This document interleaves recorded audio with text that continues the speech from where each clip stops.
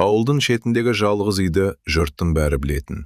Үйдің сыртынан қарағанда ешқандай ерекшелігі жоқ. Қоңыр түсті ағаш есік. Алдында кішкентай орындық. Терезелерінің жақтауы ескіріп кеткен. Ауласының бір бұрышында үлкен алма ағашы өсетін. Көктемде гүлдеп, жазда жеміс беретін сол ағаш қана үйге ерекше көріп беретін. Бірақ ауыл адамдары ол үй туралы көп айта бермейтін. Себебі, бұл үйде 80-ге келген Сапар деген қария жалғыз тұратын. Сапар атаны ауылда бәрі танитын. Бірақ оның кім болғанын, бұрын не істегенін ешкім анық білмейтін. Кейбіреулер оны кезінде мұғалім болған десе, енді біреулер темір жолда жұмыс істеген дейді. Ал кейбіреулер жас кезінде қалада тұрғанын айтатын. Қария өзі туралы сұраған адамға: "Өткенді көп қазудың қажеті жоқ, балам. Әр адамның өткенде өзіне ғана тиесілі есік болады.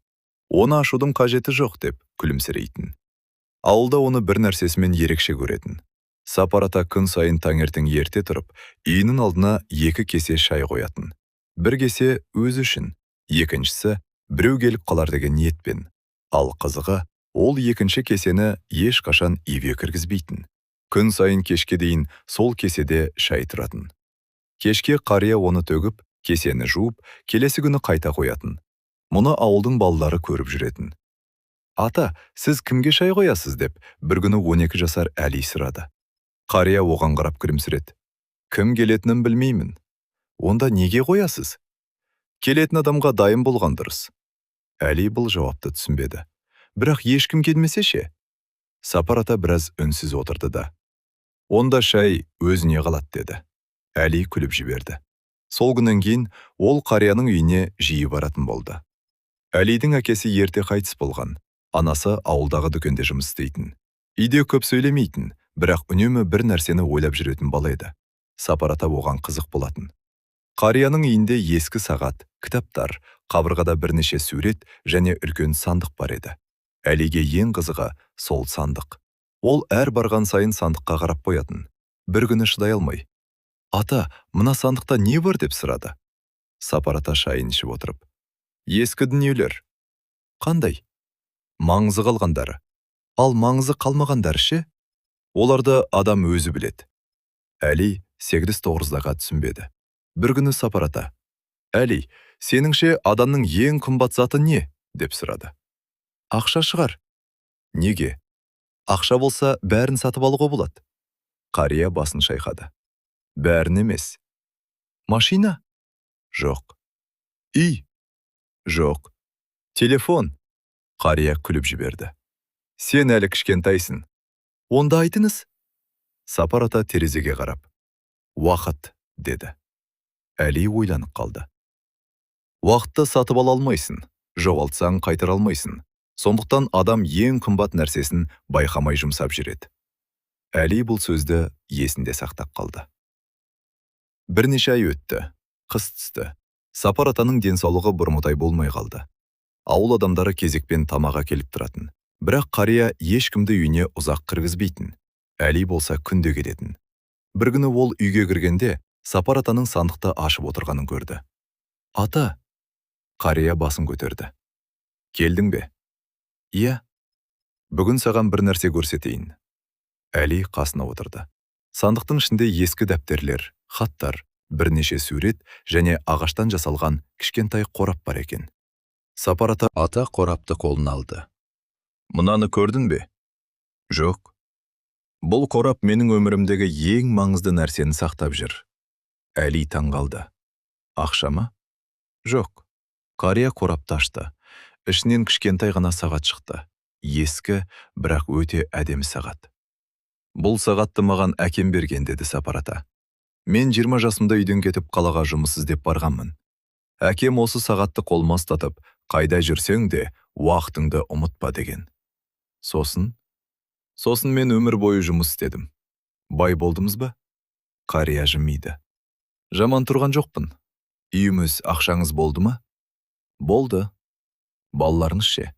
Сапар ата біраз үнсіз қалды. "Болды." Әли оның даусының өзгергенін байқады. "Қазір қайда?" "Өз өмірлерімен жүр. Сізбен араласпай ма?" "Адамдардың өз жолы болады, балам." Қария бұл сөзді жай ғана айтты. Әли әрі қарай сұрамады. Сол түні Әли үйіне қайтқанда анасы, неге кешіктің деп сұрады. Сапар атаның үйінде болдым. Тағы ма? Иә. Не істейсің сонша? Әли ойланып. Білмеймін, оның әңгімелері қызық. Анасы күлімсіреді. Қарияның әңгімесін тыңдаған жақсы, үлкендердің көргені көп. Көктем келгенде ауылда күтпеген жаңалық болды. Сапар атаның үйіне қала жақтан бір ер адам келді. Жасы шамамен 50-ге келген, қара көлікпен келіп, үйдің алдына тоқтады. Ауыл адамдары сырттай бақылап тұрды. Ер адам көліктен түсіп, біраз уақыт үйге қарап тұрды. Сосын есікті қақты. Есікті Сапар ата ашты. Екеуі бір-біріне ұзақ қарап тұрды. Әке? Бұл сөзді ауылдағылар анық естіді. Сапар ата ештеңе демеді. Келдің бе деді. Келдім. Көп жыл болды. Иә. Неге келдің? Ер адам басын төмен түсірді. Бір нәрсені түсіндім. Сапар ата есікті кеңірек ашты. Кір. Ер адам ішке кірді. Бұл адам Сапар атаның жалғыз ұлы Данияр болатын. Ол қалада тұратын. Өзінің жұмысы, отбасы, балалары бар еді. Бірақ әкесімен көп жылдан бері сөйлеспеген. Неге? Оны ешкім білмейтін. Әли сол күні кешке Сапар атаның үйіне барғанда Даниярды көрді. Ол баланы көріп, сен кімсің деді. Әли, сен бұл үйге жиі келесің бе? Иә. Әкеммен көп сөйлесесің бе? Иә. Данияр күлімсіреді. Қандай әңгіме айтады? Әли, әртүрлі. Мысалы? Әли біраз ойланып, уақыт туралы. Даниярдың жүзі өзгеріп кетті. Уақыт туралы ма? Иә. Данияр әкесіне қарап қалды. Сапар ата үндемеді. Кешке Данияр әкесінің жанында ұзақ отырды. Әке, мен сізге бір нәрсе айтуға келдім. Айт. Мен сізді көп жыл бойы дұрыс түсінбеппін. Қария үнсіз тыңдады. Мен сізді бізден әдейі алыстат деп ойладым. Сіз бізге қызықпайсыз деп ойладым. Сапар ата терезеге қарады. Ал шын мәнінде мен өзім алыстадым. Қария баласына қарады. Неге? Данияр күрсінді. Өйткені мен сіздің бір сөзіңізді дұрыс түсінбедім. Қай сөзімді? Әр адам өз жолымен жүру керек дегеніңізді. Сапар ата үнсіз қалды. Мен оны менің өміріме араласпа дегеніңіз деп қабылдадым. Содан кейін өзім кетіп қалдым. Қария басын төмен түсірді. Мен олай айтқым келмеген. Біремін. Бірақ неге сонша жыл күттім? Данияр көзін төмен салды. Намыс. Сапар ата жай ғана. Намыс кейде адамды өз үйінен де алыстатады деді. Сол күні олар көп сөйлесті. Ұзақ жылдар бойы айтылмаған сөздер айтылды. Реніштер де болды, өкініштер де болды. Бірақ ең бастысы, екеуі бір-бірін тыңдады. Түн ортасында Данияр сандықты көрді. Әке, мына сандық әлі бар ма? Бар. Ішінде не бар? Өмірім. Данияр күліп. Көрсем бола ма? Сапар ата басын изеді. Екеуі сандықты ашты. Ескі хаттар, суреттер, дәптерлер. Данияр бір суретті қолын алды. Онда кішкентай бала бейнеленген. Бұл мен бе? Иә. Мен бұл суретті ешқашан көрмеппін. Көп нәрсені көрмедім. Данияр үнсіз қалды. Содан кейін қораптағы ескі сағатты көрді. Мынау да бар екен. Бар. Әлі жүре ме? Сапар ата сағатты қолын алды. Бірнеше рет бұрап көрді. Сағат жүре бастады. Тық, тық, тық, тық, тық, тық. Үйдің ішін сол дыбыс толтырды. Данияр күлімсіреді. Әкем, сіз осы сағатты әлі сақтап жүрсіз? Кейбір затты лақтыруға болмайды. Неге? Өйткені оның ішінде зат емес, естелік болады. Ертеңіне таңертең Әли әдеттегідей үйге келді. Бірақ бұл жолы үйдің алдында 2 емес, 3 кесе тұрды. Әли таң қалды. Ата, 3-ші кесе кімге? Сапар ата күліп, балама. Ол кетіп қалмай ма? Жоқ. Данияр үйден шығып, мен бүгін кетпеймін деді. Әли қуанып кетті. Сапар ата оның басынан сипады. Көрдің бе балам? Кейде адам күткен адамының қашан келетінін білмейді. Әли 3 кесеге қараттырды. Бірі Сапар атаға, бірі Даниярға, бірі әлі белгісіз бір адамға арналғандай. Ата, сонда ертең 4-ші кесе қоясыз ба? Қария күліп жіберді. Қоямын. Кімге? Мүмкін саған. Мен онсыз да келемін ғой. Сол үшін. Арада бірнеше ай өтті. Сапар атаның үйі бұрынғыдай тыныш емес еді. Ауладағы алма ағашының түбінде адамдар жиі жиналатын болды. Данияр ауылға жиі келіп тұрды. Әли мектептен шыққан соң қарияның үйіне соғатын. Ал әлгі екі кесе енді үшеу болып қалды. Кейде төртеу, кейде бесеу. Сапар ата. Үйге келген адамға шай жетпей қалғаны ұят емес. Керісінше, біреуді күтпей алғаның өкінішті дейтін. Бір күні Әли: ата, сіз сонша жыл неге жалғыз тұрдыңыз деп сұрады. Қария біраз ойланып: жалғыз тұрған жоқпын. Қалай? Естеліктерім болды, кітаптарым болды. Адамдар келіп тұрды, ал ең бастысы, менің есігім ашық болды. Әли: бірақ жалғыздық деген жаман емес пе? Сапар ата: жалғыздық пен жалғыз қалу екі түрлі нәрсе. Қалай? Жалғыздықта адам өзін тыңдайды, ал жалғыз қалғанда адам өзін ешкімге керек емес сезінуі мүмкін. Сондықтан кейде адамға көп адамның керегі жоқ.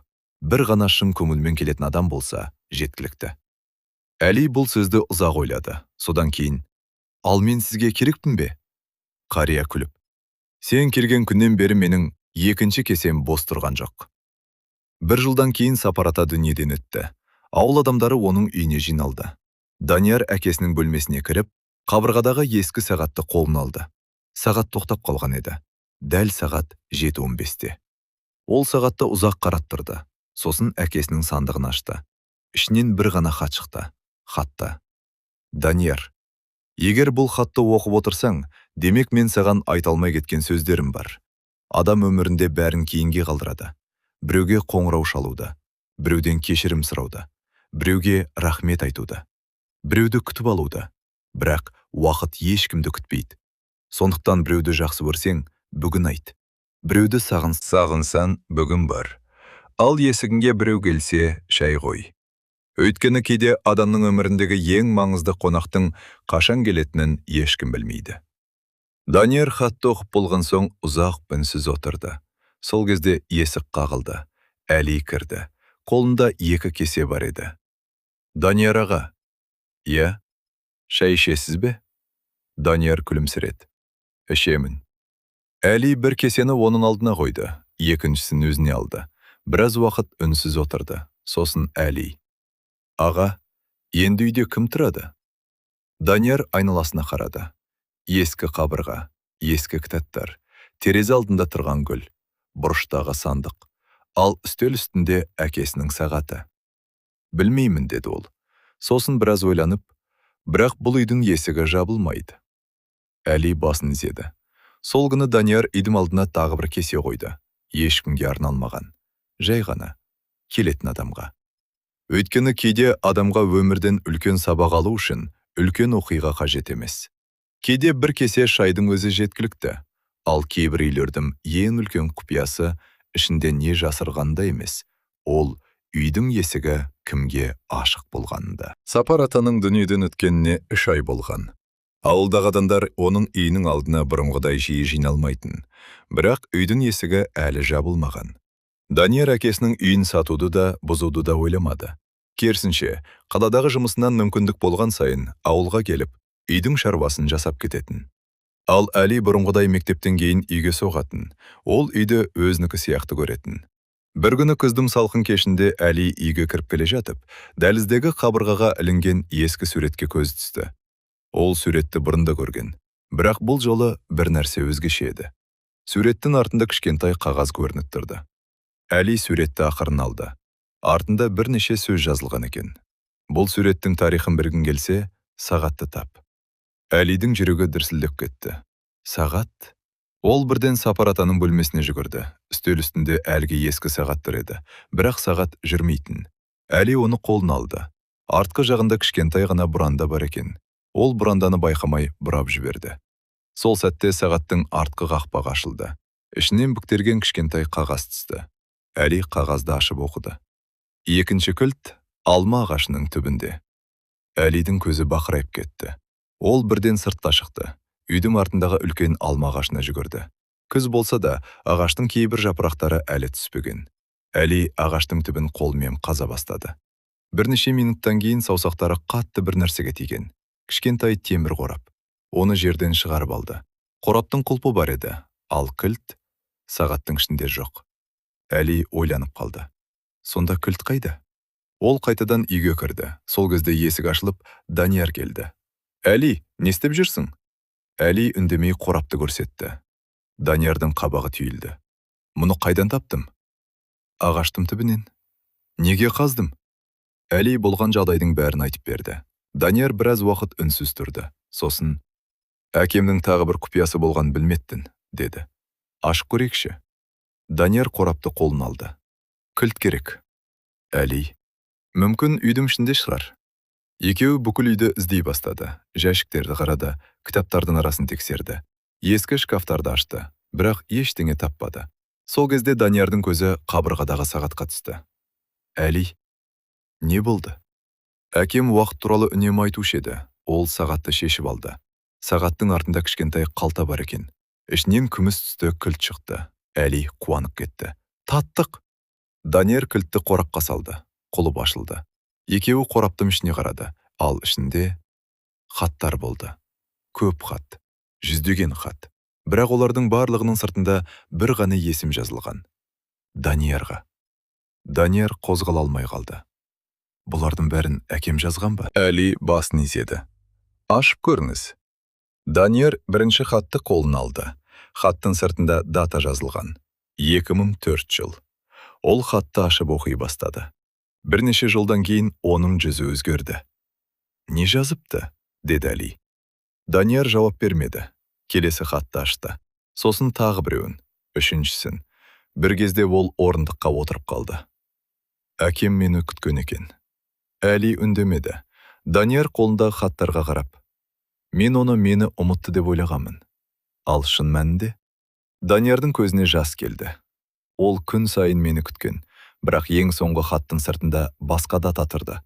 2026 жыл. Яғни, Сапар атаның өмірден өтуіне аз уақыт қалғанда жазылған».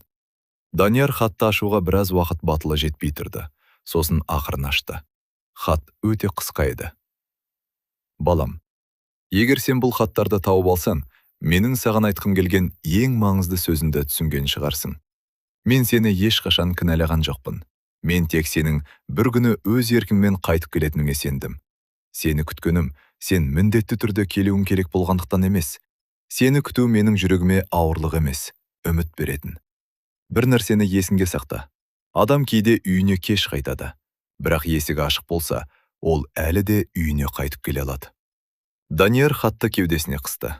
Әли біраз үнсіз отырды. Сосын, «Ата сізді қатты жақсы көрген екен». Данияр жымиып, «Иә». «Онда неге бұл хаттарды сізге өзі бермеді?»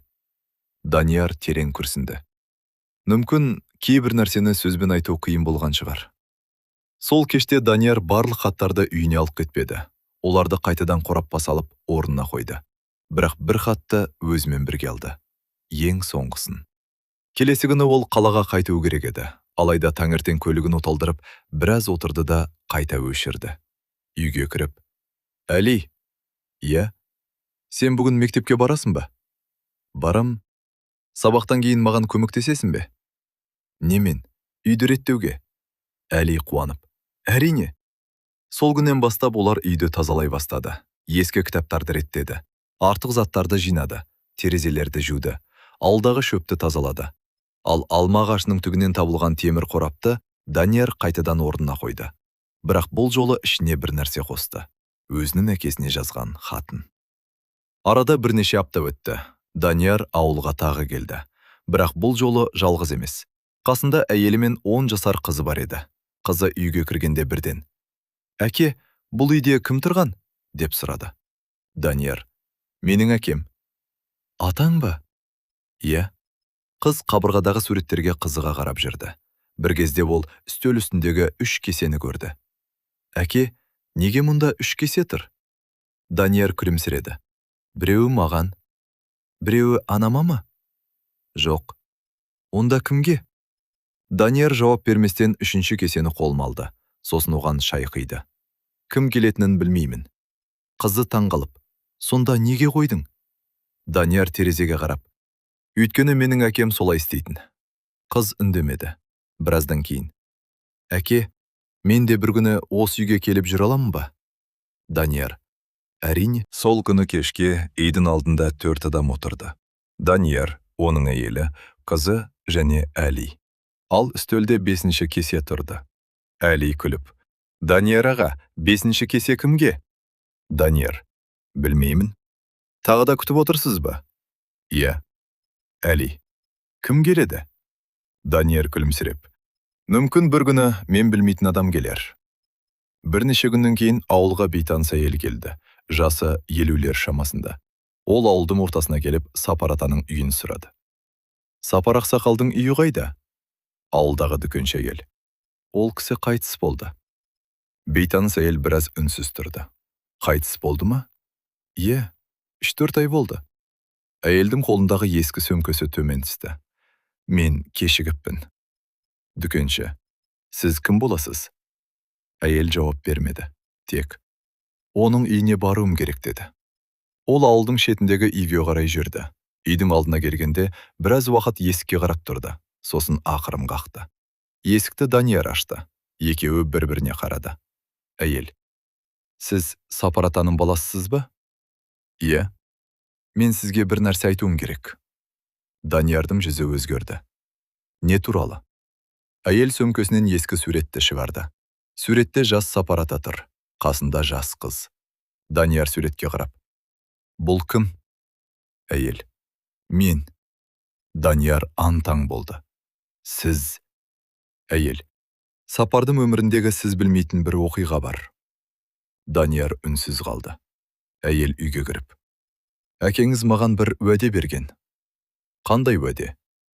Әйел сөмкесінен тағы бір хат шығарды. «Осы хатты сізге беруімді өтінген». Данияр хатты алды. Хаттың сыртында бір ғана сөз бар еді. Даниярға, соңғысы. Данияр хатқа ұзақ қарап тұрды. Ал Әли есік алдында үнсіз тұрған. Ол сол сәтте бір нәрсені түсінді. Сапар атаның құпиясы әлі аяқталмаған еді. Шын мәнінде ол енді ғана басталған болатын. Данияр әйелді үйге кіргізді. Әйел аяқ киімін шешіп төр жаққа отырды. «Кешіріңіз, аяқ астынан келіп қалғаныма», деді ол. «Ештеңе етпейді, отырмыз». Данияр әйелге шай құйып берді. Әйел кесені қолына ұстап біраз отырды да: «Менің атым Гүлнар. Сапар ағаны бұрыннан танитынмын. Бір ауылда өстік. Әкем сіз туралы ештеңе айтқан емес. Айтпаған шығар». Гүлнар жымиып қойды. «Біз жас кезімізде бірге оқыдық. Кейін әркім өз жолымен кетті. Мен қалаға тұрмысқа шықтым. Сапарда өз өмірін құрды». Данияр үнсіз тыңдап отырды. «Бірнеше жыл бұрын қайта кездесіп қалдық. Ауылға анамның үйіне келген едім. Сапар ағаны көріп амандастым. Содан кейін анда-санда сөйлесіп тұрдық. Әкем сізбен араласқанын айтпады. Ол көп нәрсені айта бермейтін». Гүлнар сөмкесінен кішкентай дәптер шығарды. «Мұнаны маған беріп кеткен». Данияр дәптерге қарады. «Бұл не?» «Өзінің жазбалары.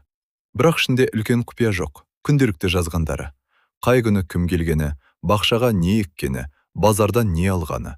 Кейде ойларын жазып қоятын». Данияр дәптерді ақтарып көрді. Бір бетінде: «Бүгін алма ағашын суардым. Биыл жемісі аз екен». Келесі бетінде: Данияр телефон соқты. Немерелер туралы айтты. Тағы бір бетінде: «Әли келді. Мектептегі математикадан қиналып жүр екен». Данияр күліп жіберді. «Әкем бәрін жазып жүріпті ғой». «Е, есінде қалсын деп жазатын». Әли де дәптерге үңілді. «Атамен туралы жазыпты ма?» «Е», деді Данияр. «Не депті?» Данияр бір бетті тауып оқыды. Әли бүгін тағы келді. Шайдың қасына печенье сұрады. Өзі сұраған ұялмай айтады екен. Жақсы бала. Әли күліп жіберді. «Мен печеньені көп сұрайтынмын ба?» «Көп сұрағансың», деді Данияр. «Ата өзі беретін». «Білемін». Гүлнар да күліп отырды. Үйдің іші бұрынғыдай тыныш емес еді. Бірнеше адам отырып, әңгімелесіп отырды. Гүлнар кешке дейін отырып, кейін үйіне қайтты. Данияр оны шығарып салып: «Дәптерді өзіңізде қалдырасыз ба?» деп сұрады. «Жоқ, бұл енді сізде болған дұрыс.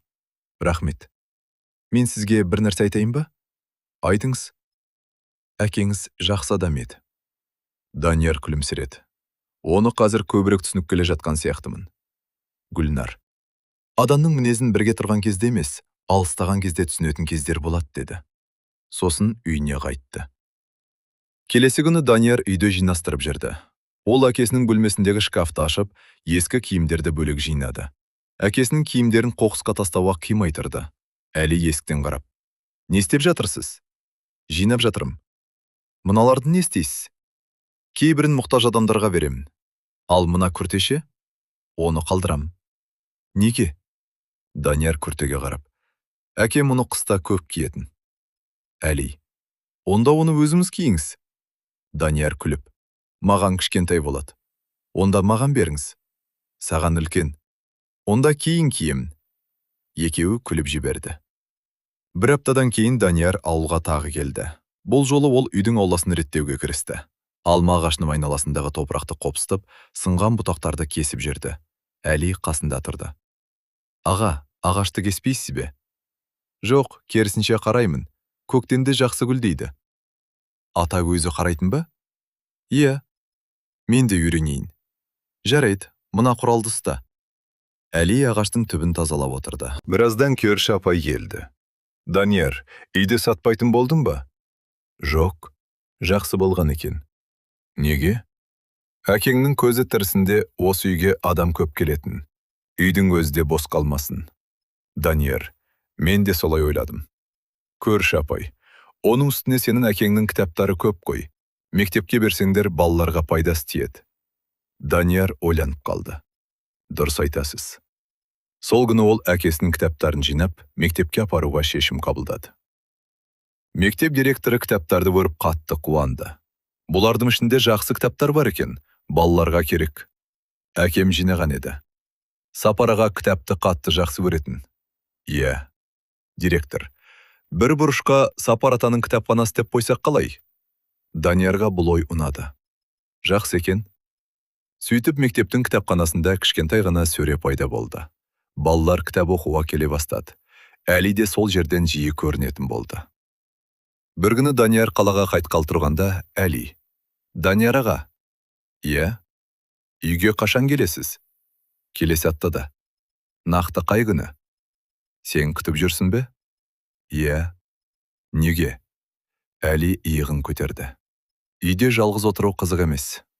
Данияр күліп: "Жарайды, сенбі күні келемін." "Уәде ме?" "Уәде." Сенбі күні Данияр айтқан уақытында келді.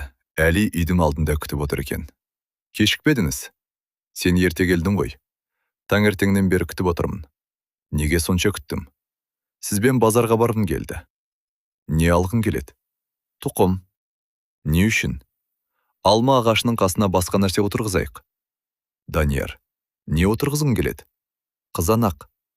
"Қызанақ па?" "Иә." "Жарайды." Екеуі базарға барып тұқым сатып алды. Үйге келген соң ауылдағы бос жерге кішкентай жер дайындады.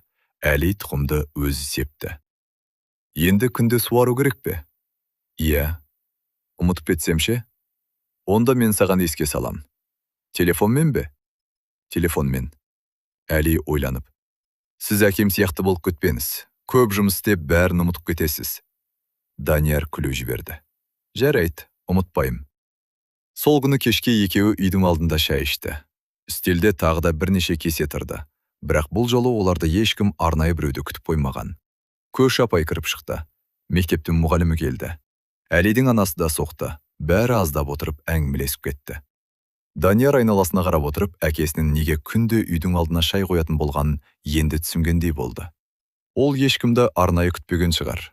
Ол тек үйіне келген адамды қайтарғысы келмеген. Сондықтан үйдің есігі ашық тұрған, ал үйде әрқашан шай болған. Данияр сол кеште әкесінің дәптерін қайта ашып қарады. Соңғы бетінде бір ғана сөйлем жазылыпты. "Еврей деген қабырға емес. Үй деген ішіне кірген адам өзін бөтен сезінбейтін жер." Данияр дәптерді жауып қойды. Содан кейін ас үйге барып тағы бір шайнек шай қойды. Өйткені ертең үйге тағы біреу келуі мүмкін еді. Келесі жексенбі күні таңертең Данияр ерте оянды. Ауылда таң тыныш болатын. Терезеден күн сәулесі түсіп, ауладағы алма ағашының жапырақтары ақырын қозғалып тұрды. Ол ас үйге кіріп шай қойды. Әли әдеттегідей ерте келді. "Аға, тұрдыңыз ба?" "Иә." "Бүгін не істейміз?" "Білмеймін. Өзің не істегің келеді?" Әли біраз ойланып: "Үйді жөндейік." "Қай жерін?" Ас үйдің қабырғасын. Данияр қабырғаға қарап еді. Шынымен де бояуы ескіріп қалған екен. Жарайды. Екеуі таңғы астан кейін жұмысқа кірісті. Данияр бояу әкелді. Әли еденге газет төсеп, құралдарды дайындады. Бірақ жұмыс басталғанда Әли бояудың жартысын еденге төгіп алды. Ойбай! Данияр оған қарап біраз үнсіз тұрды. Сосын күліп жіберді. Ештеңе етпейді. Ұрыспайсыз ба? Неге ұрсам? Бояу қайтадан алынады. Анам болса ұрсар еді. Онда мен сенің анаң емеспін ғой. Екеуі күліп жіберді. Кешке қарай ас үйдің қабырғасы жамарып қалды. Жаңа бояудың иісі үйдің ішін толтырды. Әли қабырғаға қарап. Әдем болып қалды. Иә. Ата көрсе не дер еді? Данияр. Ақшаны көп шығындапсыңдар дер еді. Әли қарқылдап күлді. Дәл солай айтатын еді. Бірнеше күннен кейін Даниярға қаладағы жұмыстан қоңырау келді. Оны басқа бөлімге ауыстыру туралы ұсыныс болды. Жалақысы жоғарырақ еді, бірақ бір мәселе бар. Жұмыс кестесі өте тығыз болатын. Ол ауылға бұрынғыдай жиі келе алмайтын еді. Данияр кешке ұзақ ойланып отырды. Ол ұсыныстан бірден бас тартқысы да келмеді. Ақша да керек. Балаларының оқуына да шығын көп, үйдің жөндеуі де бар. Бірақ ауылдағы үйді де тастап кеткісі келмейді. Осы кезде Әли келді. Аға, неге үндемей отырсыз? Жұмыс туралы ойланып отырмын. Қиын ба? Иә. Қаладан кетесіз бе? Жоқ. Онда неге уайымдайсыз? Данияр күлімсіреді. Үлкен адамдардың мәселесі ғой. Әли біраз ойланып. Үлкен адамдар бәрін қиындатып жібереді. Данияр күліп жіберді. Сен қайдан білесің? Анам да солай айтады. Сол түні Данияр әйеліне қоңырау шалды. Сен қалай ойлайсың? Қандай жарынан? Жұмыс туралы. Әйелі біраз ойланып, ақшасы жақсы болса көруге болады. Бірақ ауылға сирек келем. Онда үйге кілт қойып кет. Біз жазда балалармен келіп тұрамыз. Сен қарсы емессің бе? Неге қарсы боламын? Балаларға ауыл жақсы. Данияр ойланып, дұрыс айтасың. Солай ол жаңа жұмысты қабылдауға шешім қабылдады. Бірақ бір шарт қойды. Айына кемінде 2 рет ауылға келетін болды. Жаз келгенде ауылға қаладағы адамдар көп келе бастады. Данияр да отбасымен бірнеше күнге келді. Оның қызы Аружан ауылды қатты ұнататын.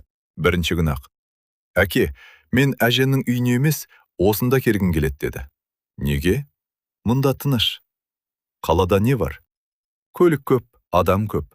Ал мұнда? Мұнда тауықтар бар. Данияр күліп. Тауық саған ұнады ма?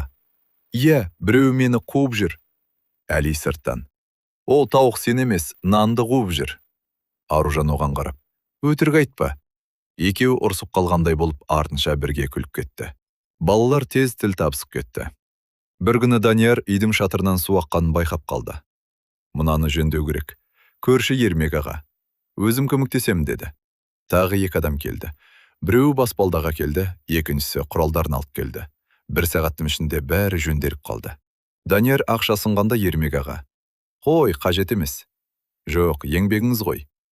Ертең менің үйіме бірдеңе керек болса, сен көмектесерсің. Данияр ақша бермеді. Олар ауылда отырып шай ішті. Әңгіме арасында Ермек аға. Әкең тірі болса, бізге ұрсатын еді. Неге? Шатырды бұлай жасамайды деп. Данияр күлді. Иә, ол бәрін білетін. Білетін емес, бәрін өзі білетін деп ойлайтын. Бәрі күліп жіберді. Кешке Данияр әкесінің бөлмесіне кірді. Терезені ашты. Сырттан балалардың дауысы естіліп тұрды. Аружан мен Әли ауылда ойнап жүр. Әйелі ас үйде тамақ жасап жатыр. Көрші үйден музыка естіледі. Данияр біраз уақыт үнсіз тұрды. Бұрын бұл бөлме тым тыныш болатын. Қазір үйдің іші қайтадан адамға толып келе жатқан. Ол әкесінің дәптерін алып, соңғы беттерін тағы бір қарап шықты. Көп жерде күнделікті нәрселер жазылған. Бүгін базарға бардым. Жаңбыр жауды. Данияр келді. Әли сабақ оқуға да келді. Алма ағашына су құйдым. Ешқандай үлкен оқиға жоқ. Бірақ Данияр сол қарапайым жазбалардың өзінен әкесінің өмірін көргендей болды. Адамның өмірі деген кейде осындай қарапайым нәрселерден тұрады. Бір күн жұмыс, бір күн базар, біреумен сөйлесу, біреуге көмектесу, үйге қонақ келуі, кешке шай ішу. Сол қарапайым күндердің бәрі кейін үлкен естелікке айналады. Сол кезде есік қағылды. Данияр сыртқа шықты. Есіктің алдында орта жастағы ер адам тұр екен. Сәлеметсіз бе? Сәлеметсіз бе? Сапар ағаның үйі осы ма? Иә. Мен бұрын осы ауылда тұрғанмын. Атым Нұрлан. Кіріңіз. Нұрлан үйге кірді. Ол бөлмені бір қарап шығып, өзгеріп кетіпті. Бұрын келгенсіз бе? Көп жыл бұрын. Әкеммен араласқансыз ба? Бірақ көптен бері көрмедім. Ол қабырғадағы суреттерге қарап тұрды. Сапар аға жақсы адам еді. Сіз де солай айтасыз. Себебі солай. Нұрлан біраз отырды. Шай ішіп болған соң, мен бір нәрсе сұрайын деп едім. Сұраңыз. Әкеңіздің ескі тігін машинасы бар ма еді? Данияр ойланып. Бар, шкафтың ішінде тұр. Соны көрсем бола ма? Әрине. Данияр машинаны алып шықты. Нұрлан оны көргенде бірден таныды. Осы. Не болды? Мұны мен Сапар ағаға 25 жыл бұрын бергенмін. Сіз бергенсіз бе? Жұмыс істемей алған еді. Мен жөндеп бергенмін. Нұрлан машинаны қолмен сипап. Ол кезде менің өзінің шеберханам болатын. Қазір ше? Қазір жоқ. Балаларым қалаға көшті. Ол біраз ойланып. Мұнаны сізге жөндеп берейін. Қажеті жоқ қой. Қажет. Әкең жақсы көретін. Данияр. Онда жөндетейік.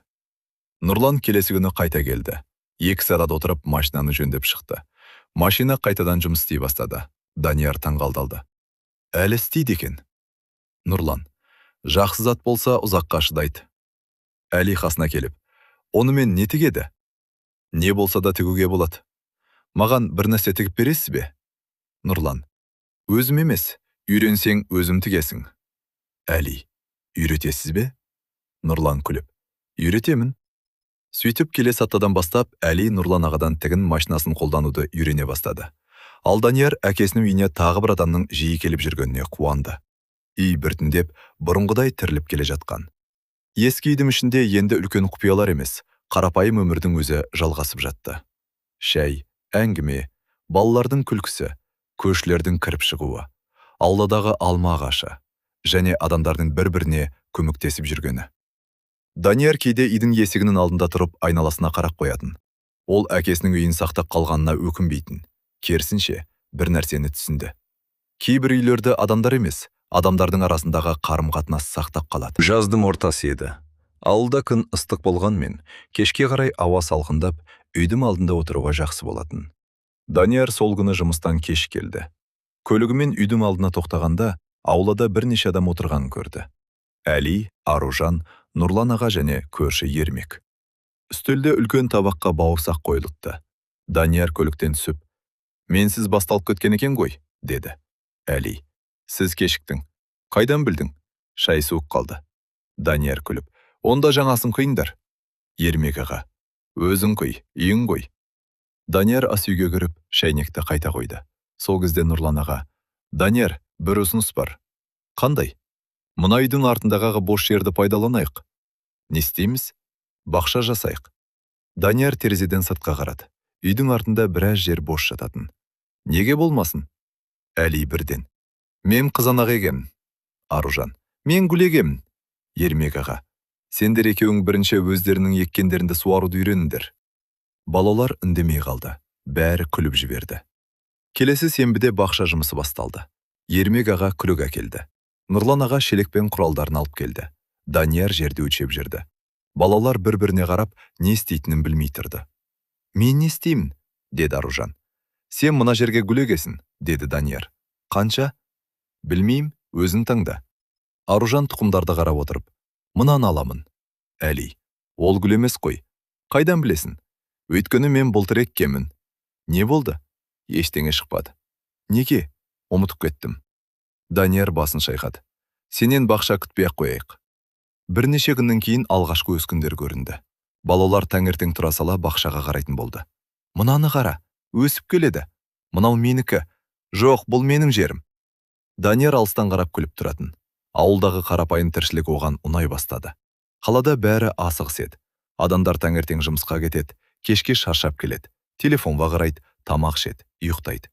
Ал ауылда адам кейде бір өсімдіктің өскенін көріп, соған қуанып отыра алады. Бір күні Даниярдың әйелі ауылға келгенде, сен өзгеріп кетіпсің деді. Қалай? Бұрын ауылға келгенде 2 күннен кейін қалаға қайтқың келетін. Данияр күлімсіреді. Қазір қайтқым келмейді. Неге? Білмеймін. Үй болып бара жатқан сияқты. Әйелі. Мүмкін сен әкеңді енді түсініп келе жатқан шығарсың. Данияр үндемеді. Ол да солай ойлайтын. Бір күні Әли мектептен көңілсіз келді. Данияр аулада отырған. Не болды? Ештеңе. Ештеңе болса, неге көңілсізсің? Әли үндемей отырды. Біраздан кейін математикадан бақылаудан нашар баға алдым. Қанша? 3. Бұрын қанша алатын едің? 4. Бір рет 3 алғаның үшін көңілсіз болып отырсың ба? Анам ұрсады. Данияр, қателескенің үшін ұрысу дұрыс емес. Қателікті түзетпеу дұрыс емес. Қалай түзетем? Кел, бірге қарайық. Екеуі үстелге отырды. Данияр есептерді түсіндіре бастады. Бір есепті Әли бірнеше рет шығара алмады. Болмайды, деді ол. Болады. Мен түсінбеймін. Қай жерін түсінбейсің? Әли көрсетті. Данияр сол жерден бастап қайта түсіндірді. Бір сағаттан кейін Әли: енді түсіндім. Көрдің бе? Негізі қиын емес екен. Көп нәрсе сыртынан қиын көрінеді. Әли күлімсіреді. Сол күні ол үйіне барып анасына: Данияр аға маған үйретті, деді. Анасы: рахмет, айттың ба? Иә. Арада бірнеше апта өтті. Бақшадағы қызанақтар да өсіп қалды. Аружанның гүлдері де шықты. Әли өз қызанақтарын мақтан тұтатын. Бір күні ол бірінші қызанақты үзіп алды. Мұнаны кім жейді? Өзім, деді Данияр. Жоқ. Неге? Бірге жейік. Олар қызанақты 4-ке бөліп жеді. Дәмі қарапайым еді, бірақ балалар үшін ерекше болатын. Аружан: дүкендегіден дәндірек. Данияр: өйткені өздерім өсірдіңдер. Сол жазда үйге көп адам келді. Біреуі кітап үшін, біреуі бақша көруге, біреуі Нұрлан ағаның тігін машинасын көруге, біреуі жай ғана шай ішуге. Данияр кейде есік алдында отырып адамдардың кіріп шығып жүргенін қарап отыратын. Бір күні көрші апай: Сапар аға, тірі кезінде осы үйдің алдында осылай адам көп болатын, деді. Данияр: иә, сен де әкеңе ұқсап барасың. Мінезім бе? Жоқ. Онда үйге адам кіргізуім. Данияр күліп: мен бұрын ондай емес едім.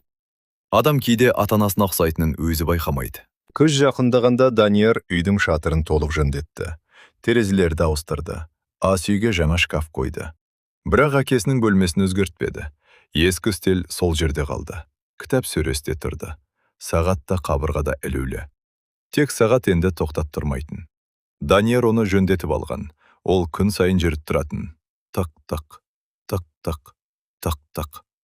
Бір күні Әли: аға, бұл сағатты неге жөндеттіңіз? Әкемнің сағаты ғой. Өйткені әдемі ме? Жоқ. Онда неге? Данияр біраз ойланып: уақыт тоқтамайды ғой. Әли басын изеді. Иә. Қазан айында Данияр ауылға тағы келді. Бірақ бұл жолы үйдің алдында ешкім жоқ еді. Аула тыныш. Жапырақтар жерге түсіп жатқан. Ол үйге кіріп шай қойды. Терезеден сыртқа қарап отырды. Бір кезде есік қағылды. Әли кірді. Аға, келдің бе? Иә. Шай ішесің бе? Иә. Данияр 2 кесе шығарды, бірақ Әли: 3 кесе қойыңыз. Неге? Анам да келе жатыр. Данияр күліп: жарайды. 3-ші кесені қойды. Біраздан соң Әлидің анасы да келді. Олар үшеуі шай ішіп отырды. Әңгіме арасында Әли: аға, қыстада осында боласыз ба? Кейде. Онда мен де келем. Қар жауғанда да? Иә. Суық болады. Пеш жағылады ғой. Данияр: дұрыс. Сол күні кешке ол үйдің пешін жағып қойды. Үйдің іші жылып сала берді. Терезенің сыртында баяу қар жауа бастады. Данияр пештің жанында отырып, әкесінің дәптерін тағы бір рет ашты. Соңғы жазбалардың бірінде: күз келді. Алма ағашының жапырағы түсті. Үйдің іші суықтау болып кетті. Қыста пешті ертерек жағу керек. Данияр күліп қойды. Әкесі тіпті пешті қашан жағу керегінде жазып кеткен екен. Ол дәптерді жауып: әке, бәрін жазып кетіпсіз ғой, деді жай ғана. Әрине оған жауап болған жоқ, бірақ үйдің ішінде сағаттың дыбысы естіліп тұрды. Тық-тық, тық-тық. Ал ас үйде 3 кесе шай дайын тұрған. Бұл үйде енді бұрынғыдай тыныштық болмайтын. Өйткені оның есігі қайтадан адамдарға ашық еді. Қыс түскен соң ауылдың тіршілігі де баяулады. Күн ерте бататын болды. Таңертең дала аппақ қарға оранатын. Адамдар жұмыстан ертерек қайтып үйлеріне кіріп алатын. Данияр сенбі сайын ауылға келіп жүрді. Бір күні ол қалаға қайтпай, бірнеше күн ауылда қалуға шешім қабылдады. Үйдің пешін жағып, қарды күреп, ауладағы жұмыстарды жасап жүрді. Әли де күн сайын келетін. Бір күні ол қолына мектеп сөмкесін ұстап кірді. «Аға, мен сізде сабақ оқысам бола ма?» «Болады. Үйде інім теледидар көріп жатыр, шу көп. Отыр». Әли үстелге жайғасты. Бір сағаттан кейін Данияр: «Біттің бе?» «Жоқ». «Қай пән?» «Қазақ тілі». «Қай жері қиын?» Әли дәптерін көрсетті. Данияр қарап шықты. «Мына жерін өзім жазасын, мен тексеремін». Әли біраз отырып жазды. «Болды». Данияр тексеріп: «Жақсы. Қате жоқ па?» «Екі қате бар». «Қайсы?» «Өзін тап». «Аға, жай қарап шық». Әли біраз ойланып екі қатесін тапты. «Таптым». «Жақсы. Мен қазір жақсы оқып жүрмін бе?» «Иә». Әли күлімсіреді. «Анам да солай етсе екен». Кешке Әли кетуге дайындалып жатқанда Данияр: «Үйдегілерге айт, ертең бәрің осында келіңдер, бауырсақ пісірейік». «Өзіміз пісіреміз бе?» «Иә». «Мен де көмектесемін». «Жарайды». Ертеңіне үйге бірнеше адам жиналды. Әлидің анасы қамыр иледі. Аружан ұн әкелді. Данияр отын дайындады. Нұрлан аға да келді. Үйдің іші күлкіге толды.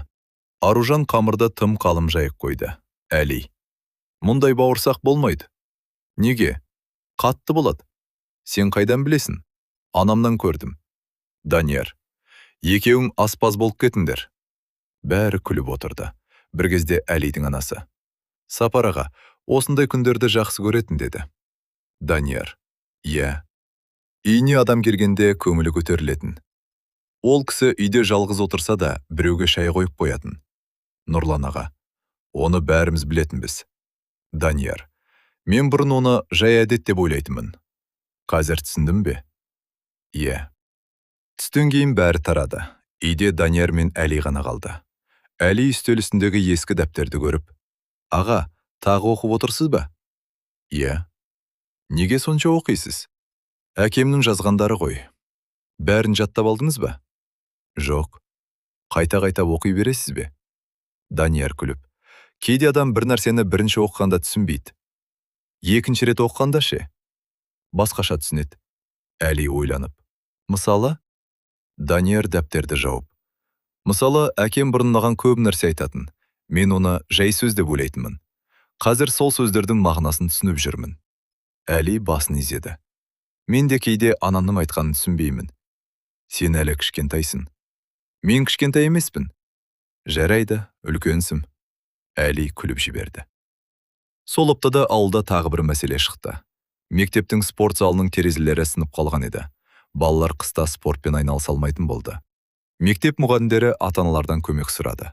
Данияр да естіп: «Қанша терезе?» «4. «Бағасы қанша?» «Әзірге нақты білмейміз».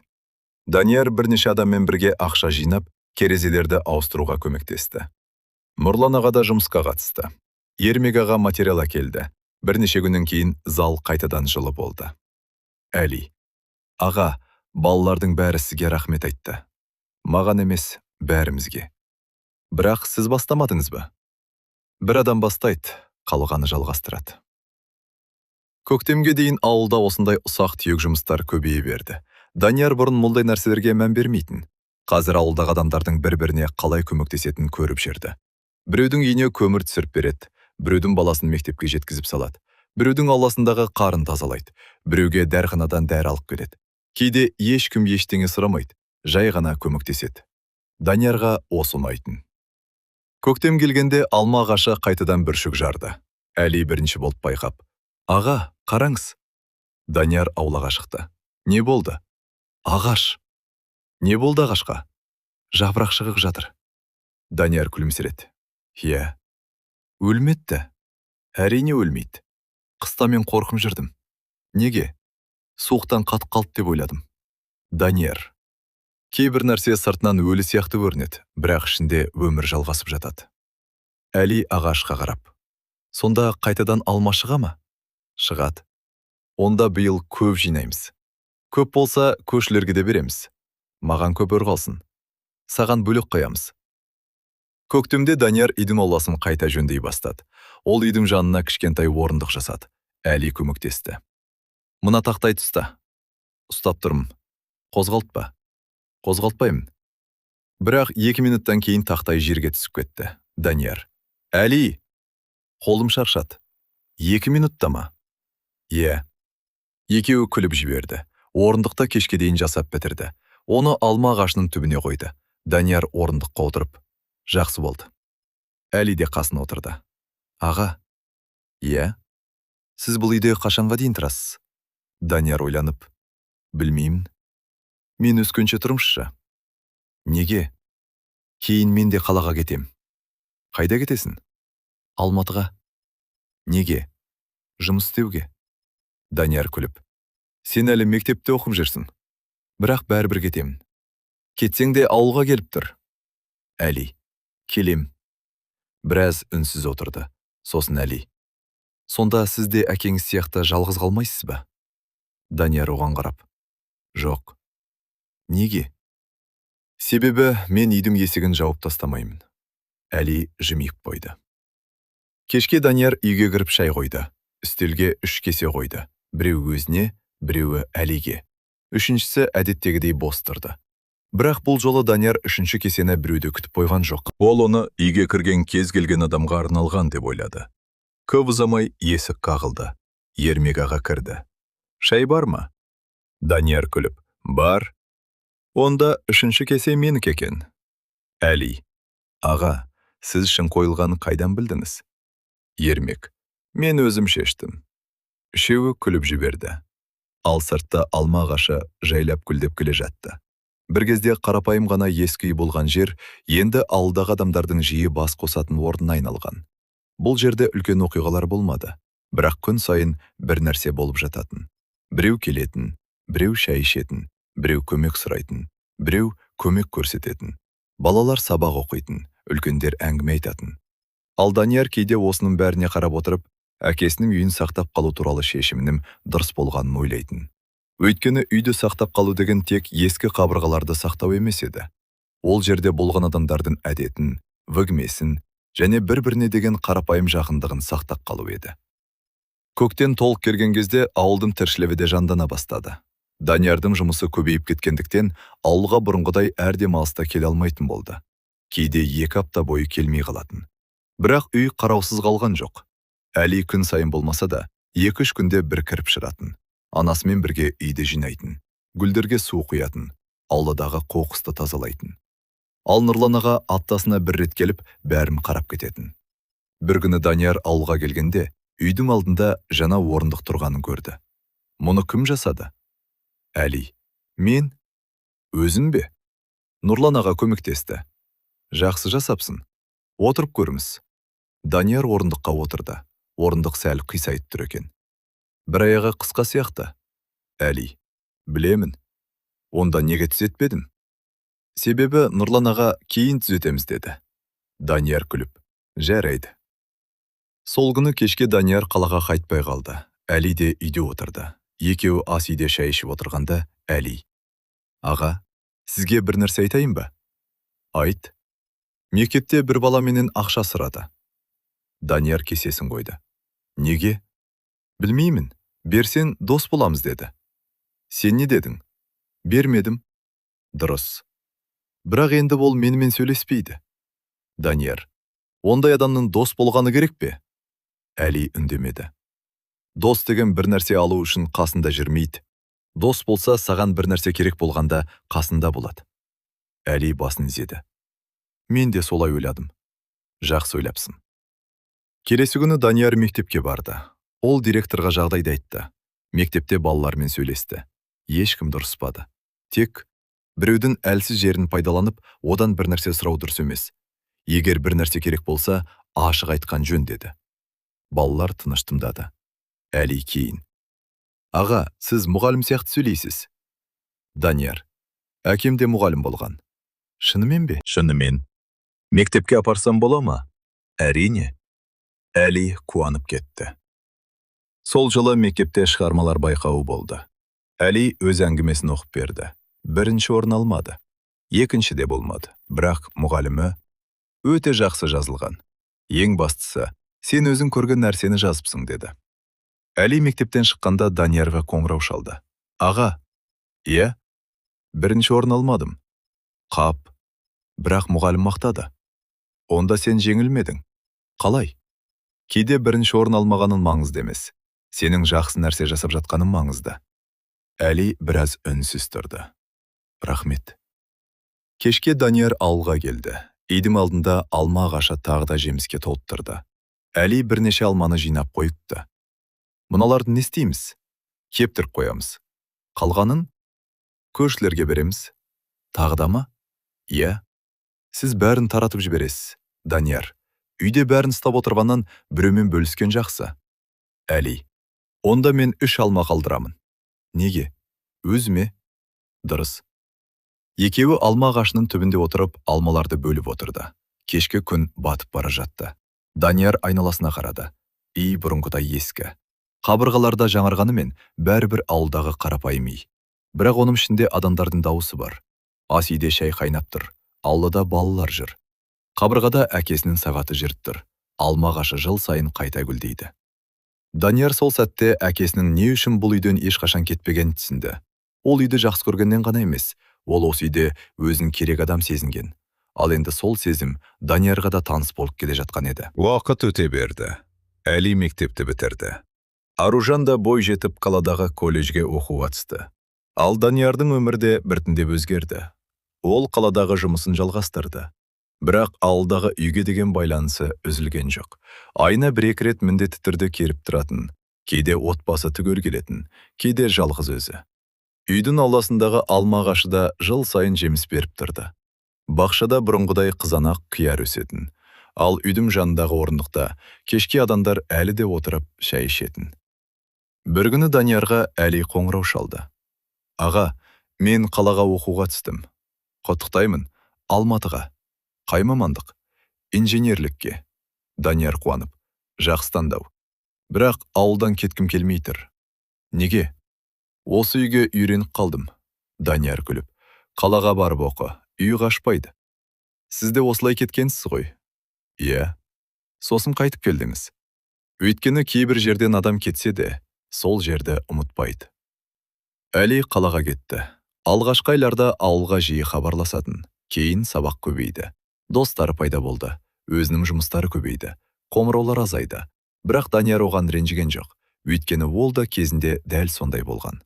Адамның өз өмірі басталғанда, оның уақыты да өзгереді. Бір күні Данияр ауылға жалғыз келді. Үйдің есігін ашып кірді. Үй іші тыныш. Ол пеш жақты. Шай қойды. Үстелге 2 кесе шығарды. Біреуін өзіне қойды. Екіншісін бос қалдырды. Сосын әкесінің бөлмесіне кірді. Қабырғадағы сағат әлі жүріп тұр. Үстелдің үстінде Сапар атаның дәптері жатыр. Данияр дәптерді ашты. Соңғы беттерінің арасында өзі бұрын байқамаған бір парақ бар екен. Ол қағазды алып оқи бастады. Бұл жазба бірнеше жыл бұрын жазылған. Даниярға. Егер сен бір күні осы үйді өзім ұстап қалсаң, оны мен үшін сақтама. Үйді өзім үшін пайдалан. Адамдарға есігіңді аш. Балаларға кітап бер. Көршіме көмектес. Өз балаңды оқыт. Қонақ келсе, шай қой. Ал бір күні бұл үй сағат болмай қалса, оны басқа біреуге бер. Ең бастысы, бос қалдырма. Үйдің бағасы оның қанша тұратынымен өлшенбейді. Оның ішінде қанша адамның жақсы естелігі қалғанымен өлшенеді. Данияр қағазды ұзақ ұстап отырды. Сосын оны дәптердің ішіне қайта салды. Ол әкесінің сөзін түсінді. Бұл үйді мәңгілікке өзінде ұстап отырудың қажеті жоқ еді. Бірақ оны бос қалдыруға да болмайтын. Арада тағы бірнеше жыл өтті. Даниярдың балалары есейді. Әли университетті бітіріп жұмысқа орналасты. Ол ауылға бұрынғыдан жиі келетін болды. Бір күні Данияр оған: Әли, мен саған бір нәрсе айтқым келеді. Айтыңыз. Мен үйді саған берем. Әли аң-таң болды. Қалай? Осы үйді. Неге? Менің енді жасым келіп қалды. Қалада тұрамын. Үйге сен қарайсың. Әли біраз үнсіз отырды. Бірақ бұл сіздің әкеңіздің үйі ғой. Иә. Мен сақтай аламын ба? Данияр күліп. Сақтау деген қабырғаны ғана сақтау емес. Білемін. Онда өзің шеш. Әли үйдің ішін аралап шықты. ас үйге кірді. Әкесінің сағатына қарады. Аулада алма ағашына барды. Сосын қайта келді. Мен сақтаймын. Бір жылдан кейін үйдің алдына жаңа орындық қойылды. Оны Әли өзі жасаған. Ас үй жөнделді, қабырғалар сырланды. Бірақ Сапар атаның бөлмесіне ешкім тиіспеді. Ескі стел сол жерде қалды. Кітаптар да сақталды. Ал қабырғадағы сағат әлі де жүріп тұрды. Әлидің достары ауылға келгенде осы үйге жиналатын, көршілер де кіріп шығатын. Балалар бақшаға көміртесетін, ал үйдің алдында бұрынғыдай шай ішілетін. Тек бір нәрсе өзгермеді. Стелге әрдайым бір кесе артық қойылатын. Бір күні Аружан: «Әли, неге үнемі бір кесе артық қоясың?» Әли: «Әдет». «Кімге?» Әли күліп: «Кім келетінін қайдан білейін?» Аружан оған қарап: «Сен де атамызға ұқсап барасың». Әли: «Мүмкін». Жылдар өте, ауылда өзгерді. Кейбір үйлер бұзылды, кейбір адамдар қалаға көшті. Кейбіреулер басқа жаққа кетіп қалды, бірақ Сапар атаның үйі қалды. Ол енді бір адамның үйі емес еді. Ауылдағы адамдардың бәрі білетін үйге айналды. Кімнің баласы сабақтан қиналса, сол үйге келетін. Кімнің үйінде жөндеу керек болса, сол жерде ақылдасатын. Кім ауылға алыстан келсе, сол үйге кіріп шай ішетін. Алма ағашы да жыл сайын жеміс беретін. Бір күні Данияр қартайып ауылға келді. Әли оны есік алдында қарсы алды. «Келдіңіз бе?» «Келдім». «Шай дайын». Данияр күлімсіреді. «Екі кесе ме?» «Жоқ». «Нешеу?» Әли стелге қарап. «Бесеу». Данияр күліп жіберді. «Неге сонша?» «Балалар да келеді». Данияр орындыққа отырды. Бірнеше минуттан кейін ауладан балалардың дауысы естілді. Бірі жүгіріп кірді. Екіншісі оның артынан келді. Үшіншісі: «Шай бар ма?» деді. Әли: «Бар». Данияр айналасына қарап отырды. Ол осы үйге алғаш келген кезін есіне алды. Әкесін, ескі сандықты, стөл үстіндегі шайды, Әлидің кішкентай кезін, алма ағашын. Бір қарағанда көп нәрсе өзгерген, бірақ шын мәнінде ең маңызды нәрсе өзгермеген. Бұл үйде адамдар бір-бірін күтіп алатын. Кешке Данияр үйден шығар алдында қабырғадағы сағатқа тағы бір қарады. Тық-тық, тық-тық. Уақыт өтіп жатты. Ол есікке қарай жүрді, бірақ шығар алдында тоқтап: «Әли?» «Иә?»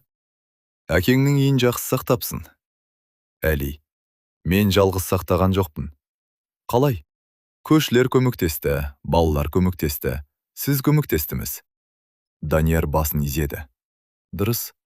Ол сыртқа шықты, ал үйдің есігі ашық қалды. Көп жылдан кейін бұл үй туралы ауылда жаңа балалар да еститін болды. Олар: «Неге бұл үйдің алдында үнемі орындық тұрады? Неге мұнда шай көп ішеді? Неге үйдің есігі ашық? Неге алма ағашын ешкім кеспейді?» деп сұрайтын. Сонда үлкендер: «Бұл үйдің тарихы бар» дейтін. Бірақ ол тарихта елдің бәрін жылататын үлкен қайғы да, таңғалатын керемет оқиға да жоқ еді. Тек бір қария болды. Ол күн сайын үйінің алдына бір кесе артық шай қоятын. Бір күні оның баласы сол әдетті жалғастырды. Кейін немересі жалғастырды. Ал одан кейін бұл әдет бүкіл үйдің дәстүріне айналды. Сондықтан бұл үйдің ең үлкен құпиясы сандықта да, ескі хаттарда да болған жоқ. Ең үлкен құпиясы қарапайым адамдардың бір-біріне жасаған қарапайым жақсылығының жылдар бойы жоғалмайтынында еді. Сапар атаның үйі солай өмір сүре берді. Есігі ашық, шайыры дайын, алма ағашы аулада, ал стөл үстінде. Әңгіме сізге ұнады ма? Сізге осы әңгімедегі қай кейіпкердің ісі көбірек ұнады? Ал сіздің ойыңызша, үйдің есігін әрдайым аша ұстау керек пе? Пікіріңізді міндетті түрде жазып кетіңіз. Сонымен қатар, қай қаладан және қай уақытта тыңдап отырғандарыңызды да комментарийге жазып кетіңіздер. Қай қалада қанша адам тыңдап отырғанын білгім келеді. Егер осындай өмірден алынған мағынасы бар қызықты әңгімелер ұнаса, арнаға тіркеліп, келесі әңгімені де бірге тыңдайық. Келесі әңгімеде кездескенше.